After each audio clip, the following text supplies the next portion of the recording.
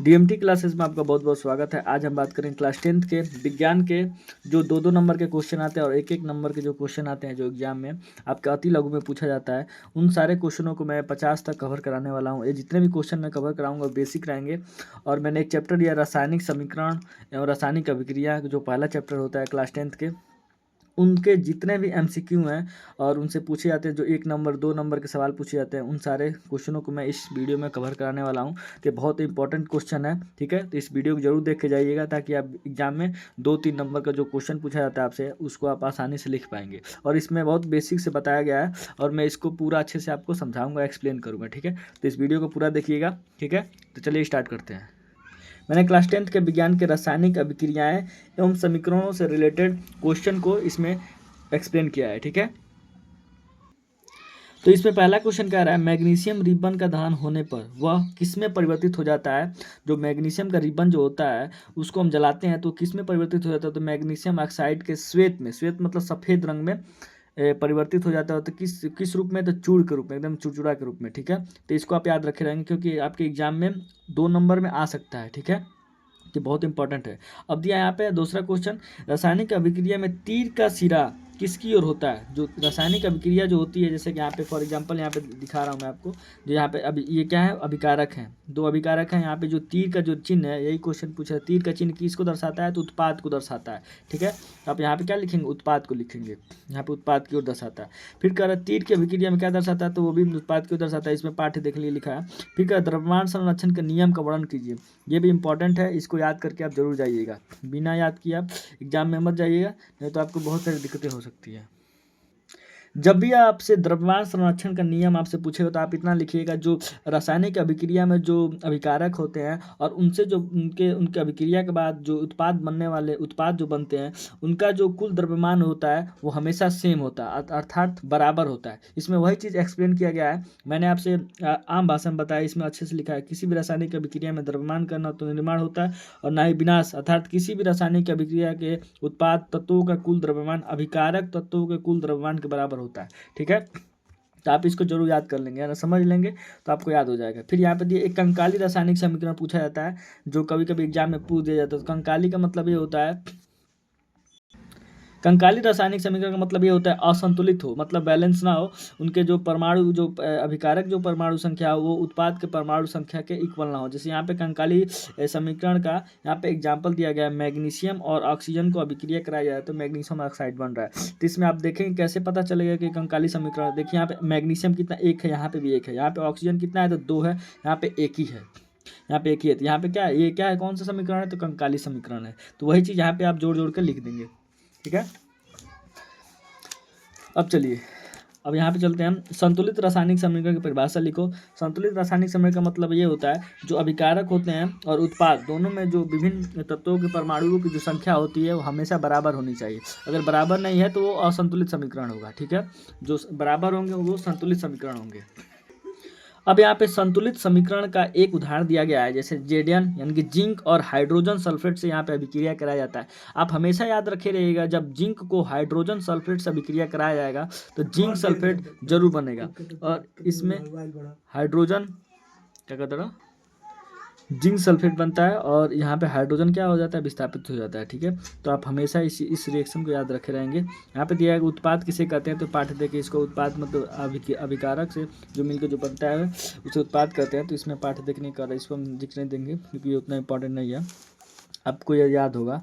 फिर यहाँ पे दिया गया है अभिकारकों तथा उत्पादों की ठोस, द्रव, गैस तथा जलीय अवस्थाओं को कैसे दर्शाता है। तो देखिए यहाँ पे कुछ यहाँ पे सिंबल दिया गया है जो आपके एग्जाम में दे दिया जाता है। जैसे यहाँ पे एस दिया गया है, तो एस का मतलब होता है सॉलिड, जी से होता है गैस होता है, और ए क्यू का मतलब जली होता है जो बिलियन के रूप में दिया जाता है। एल का मतलब लिक्विड होता है। जैसे यहाँ पे मैं आपको एग्जाम्पल में दिखा रहा हूँ, अभिक्रिया में यहाँ पे यूज हुआ है। जैसे यहाँ पे देखिए कॉपर दिया गया, तो कॉपर यहाँ पे एस दिया गया यानी कि सॉलिड है ये, और O2 मतलब क्या होता है, ऑक्सीजन यहाँ पे गैस के रूप में दिया गया। तो ये सारे सिंबल हैं जो आपको पता होना चाहिए, ताकि रिएक्शन होगा तो आपको ये सारी सिंबल दिखाई देगा तो आपको दिक्कत नहीं होगा समझने में, ठीक है। तो अब यहाँ पे दिया है प्रश्न नंबर 13, यदि जल के साथ जी हो तो वह किस रूप में उपयोग किया जाता है। तो यहाँ पे लिखा गया भाप के रूप में उत्तर में, क्योंकि जी क्या होता है, गैस होता है, गैस क्या है, भाप भी एक गैस ही है, इसलिए यहाँ पे उत्तर में भाप लिखा गया है, ठीक है। अब यहाँ पे लिखा अभिक्रिया की परिस्थिति, जैसे तापमान, दाब उत्प्रेरक आदि को कहाँ पर दर्शाया जाता है। जैसे रिएक्शन होता है तो जो तापमान हो गया, दाब हो गया, उत्प्रेरक हो गया, वो अभिक्रिया में कहाँ दर्शाया जाता है, तो तीर के ऊपर दर्शाया जाता है या नीचे दर्शाया जाता है, ऊपर या नीचे कहीं भी दर्शाया जा सकता है। तो इसका उत्तर यही हो जाएगा। ठीक है। अब प्रश्न नंबर 15 का रासायनिक अभिक्रिया में नए पदार्थों का निर्माण कैसे होता है। नए पदार्थों का निर्माण आप हमेशा जानते हैं, परमाणुओं का आपसी आबंध टूटने और जुड़ने से नए पदार्थों का निर्माण होता है। तो इसका आंसर यही हो जाएगा। फिर यहाँ पे लिखा है प्रश्न नंबर 16, संयोजन अभिक्रिया की परिभाषा दीजिए। तो इसका उत्तर हो जाएगा वह अभिक्रिया जिसमें दो या दो से अधिक अभिकारक मिलकर एकल उत्पाद का निर्माण करते हैं उसे संयोजन अभिक्रिया कहलाती है। ठीक है। तो आप इसको भी याद कर लेंगे। इसको एक बार स्क्रीनशॉट लेना चाहते हैं तो स्क्रीनशॉट ले लीजिए।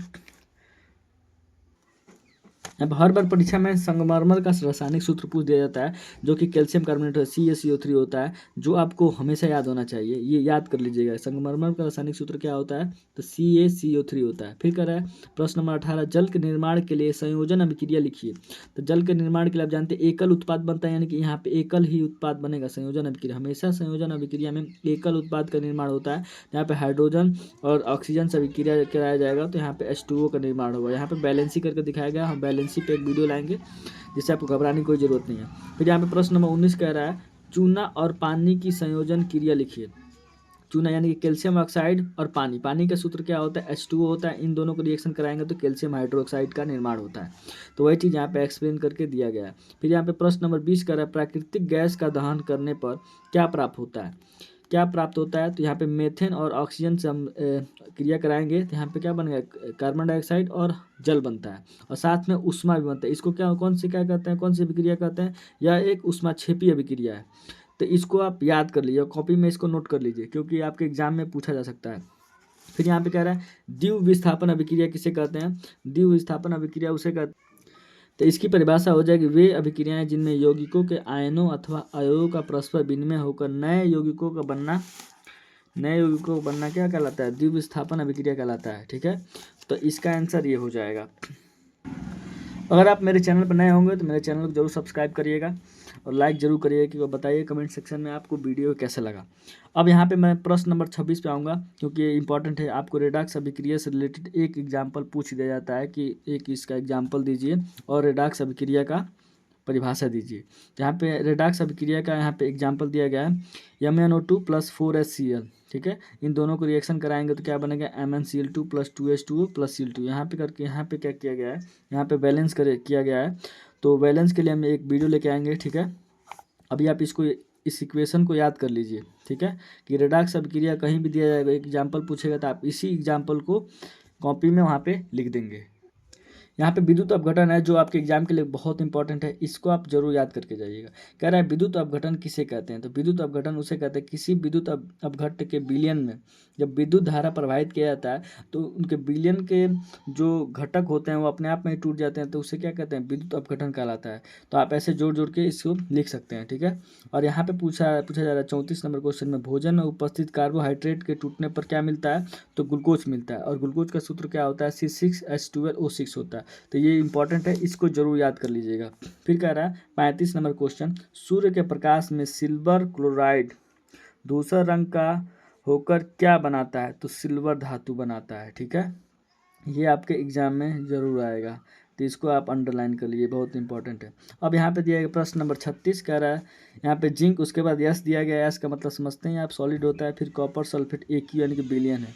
अब यहाँ पे तीर दर्शा के दिखाया गया, यहाँ पे डॉट डॉट करके स्पेस खाली है और प्लस में कॉपर लिखा है। इस अभिक्रिया को पूर्ण करने के लिए आपसे बोल रहा है। तो आपसे जब भी बोले जब जिंक सल्फेट हो, यहाँ पे हाइड्रोजन सल्फेट हो या कॉपर सल्फेट हो, जब भी जिंक से अभिक्रिया करेगा तो जिंक सल्फेट बनता है, जो कि यहाँ पे हम क्या करेंगे, जिंक सल्फेट यहाँ पे भर देंगे और कॉपर क्या होगा, बाहर निकल जाएगा। अब कॉपर सल्फेट के विलयन में लोहे की कील डालने पर किस प्रकार की अभिक्रिया होगी, तो यहाँ पे प्रतिस्थापन की अभिक्रिया होगी, ये हमेशा याद रखे रहिएगा। लोहे में जंग लगना, मोम का जलना, कीड़वन, दूध से दही बनना, पौधे में वृद्धि किस प्रकार की परिवर्तन है, लिखिए। ये क्या है, रासायनिक परिवर्तन, क्योंकि एक बार जो चेंज हो जाएगा उसे दोबारा नहीं बनाया जा सकता है, इसलिए क्या करें, रासायनिक परिवर्तन है। यहाँ पे आसवन, उसके बाद क्वथन, वाष्पन, ऊर्ध्वपातन, संघनन आदि क्रियाएं किस प्रकार के परिवर्तन हैं, तो लिखिए तो भौतिक परिवर्तन है, इसको याद रखे रहेंगे आप।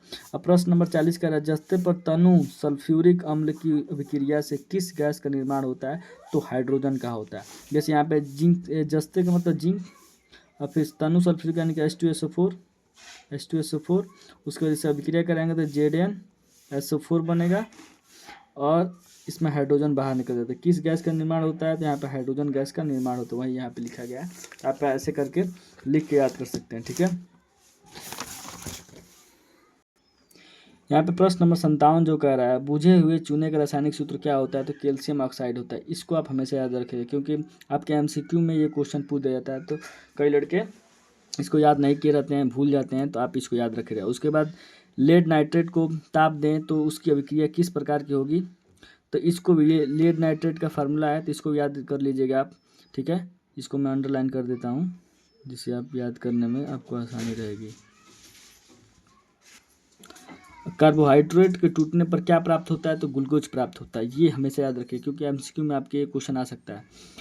तो ये रहे आपके मोस्ट इंपॉर्टेंट क्वेश्चन, और आगे मैं अम्ल क्षार से रिलेटेड 1-2 नंबर का क्वेश्चन कराने वाला हूँ। ये आपको वीडियो कैसी लगी आप कमेंट सेक्शन में ज़रूर बताइएगा, ठीक है।